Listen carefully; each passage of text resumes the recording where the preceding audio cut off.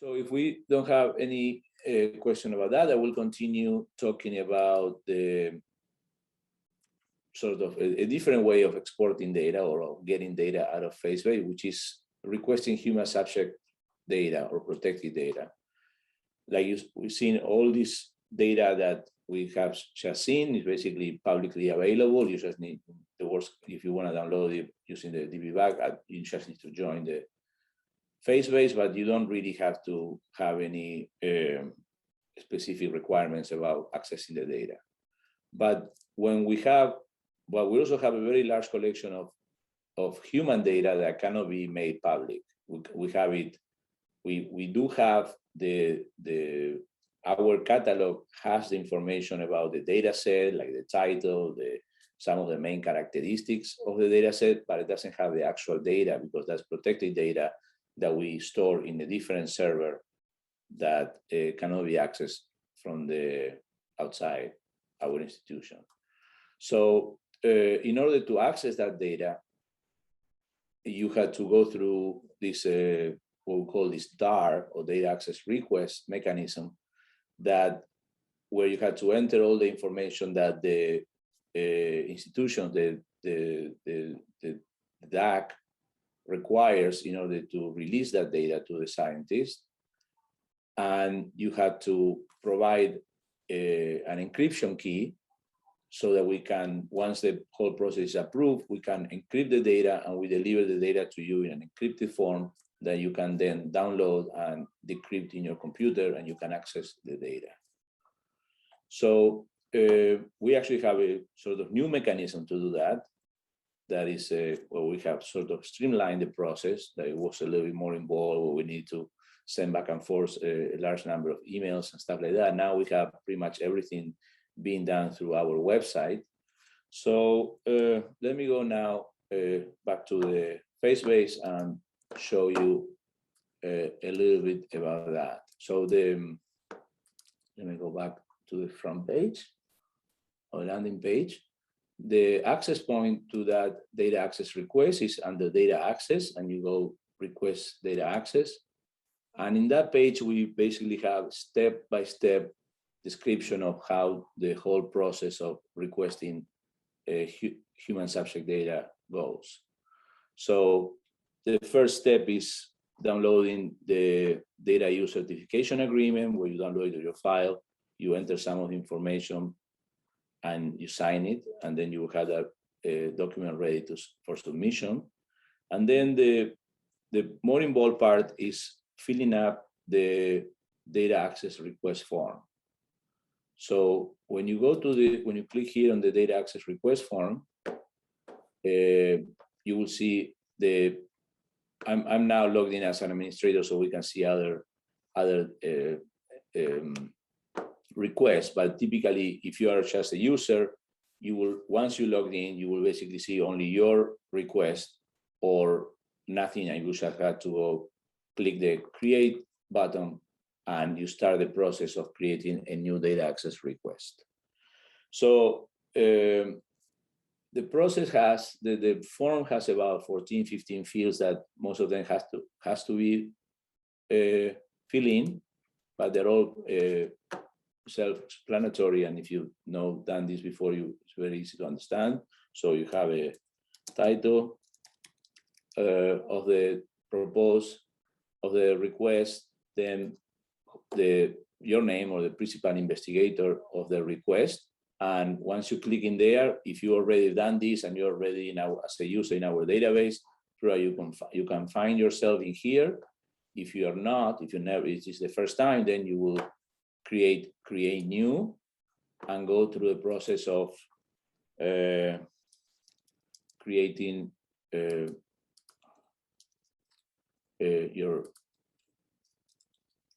your information.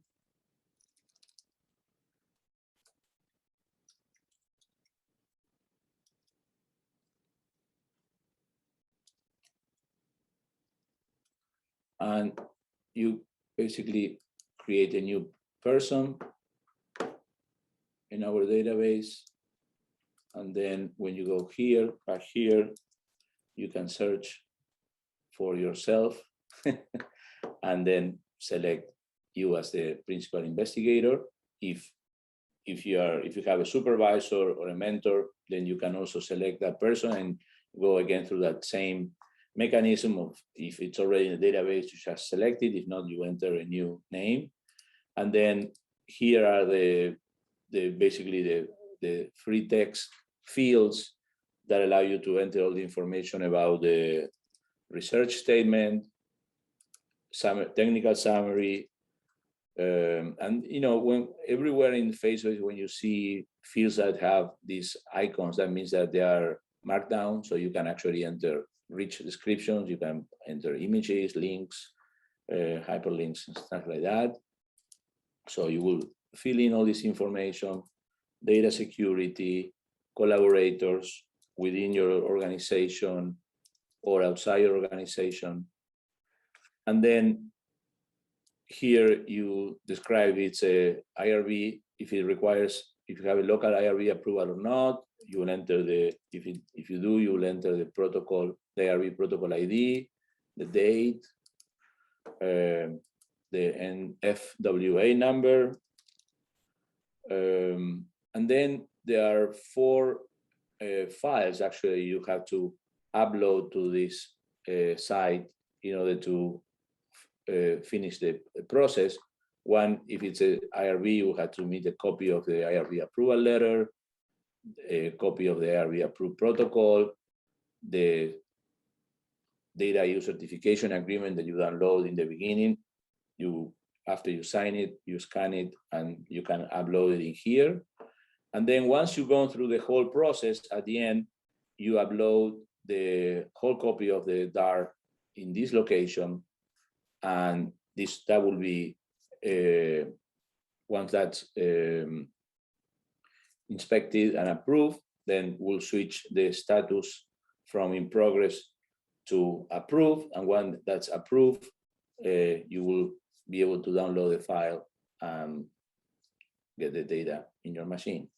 So, and all this, like we'll see later, every time you have, you can select file, you just click in there and you can basically go into your machine and select the file from your machine. So from now on, I will just create the data access request with that initial information. So you don't have to do everything at once. If you have, you can start the form and then come back and add the missing pieces. But the next step that you have to do is selecting which actual data sets you're interested in getting. So, and then you do that in the second part where it says requested data set. You click add record. The first thing you will do is click here, refine search, and probably narrow through whether it's protected data or not. So first I will narrow. So now I can see all my, all the protected data that is in phase-based. Then I can probably use other facets in order to filter more or explore more. So let's say I'm interested in RNA sequencing data. I find the data that I want, that I'm interested. I select it, save, and now I have the request has information about what are the actual data sets that I'm requesting and what are the data use limitations for those actual data sets. And then the last step, and then you can do this at different times, is to add the encryption key. So we use a PGP public key encryption. So the process of creating these encryption keys is actually in our documentation. But basically, you create a pair of encryption keys, a public key and a private key. You upload here the public key, and you keep the private key in your machine. So again, you select the file from your computer.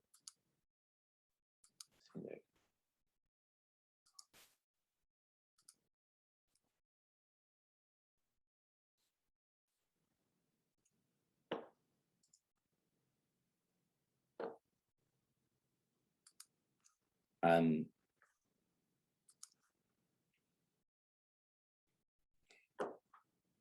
now the now we have access to this is the way you are communicating to us your public encryption key. Again, you're only gonna upload here always the public file, the private key you keep in your machine together with the passphrase that you use in order to create a key.